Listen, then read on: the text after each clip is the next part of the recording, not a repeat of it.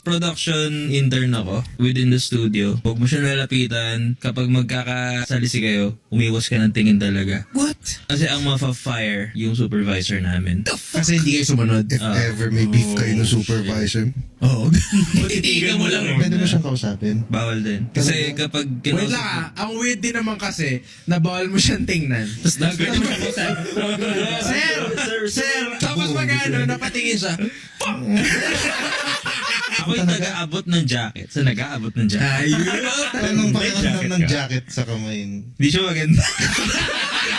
So, hindi siya pang malamig. Yung jacket. Makapal siya in the worst ways. Ang labo ng construction, makapal siya sa siko lang.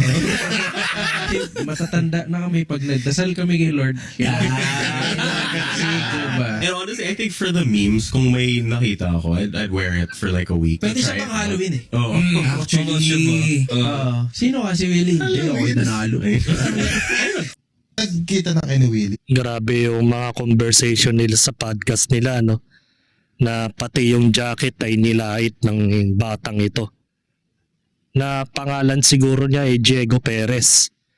At nakalagay dito sa tag mga kaplastik na si Diego Perez ay nagsalita patungkol kay Willie Rebillame na bawal daw siyang titigan dahil pag tinitigan daw siya ay tatanggalin daw yung supervisor ng humahawak kay Diego. So, biro pa nga ng mga kapodcast niya kapag mayroon kayong beef ng ng supervisor mo, titigan mo lang si Willie Rebillame, matatanggal na ito si supervisor. Magandang idea yun mga kaplastik. So basahin natin ang comment ng mga tao.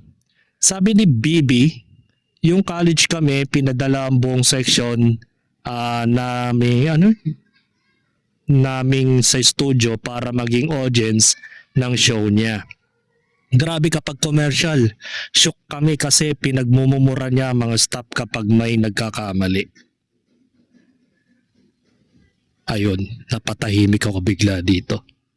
Kung totoo man tong sinasabi ni Bibi na pinagmumura yung mga staff niya kapag commercial break, ay mukha namang hindi maganda.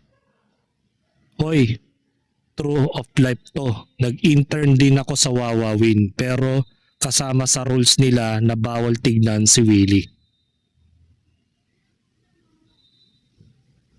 Meron din nag-confirm. Babae pa to Ang pangalan niya ay Da. Na-confirm niya na kahit maging siya, sinasabihan na bawal titigan si Willie.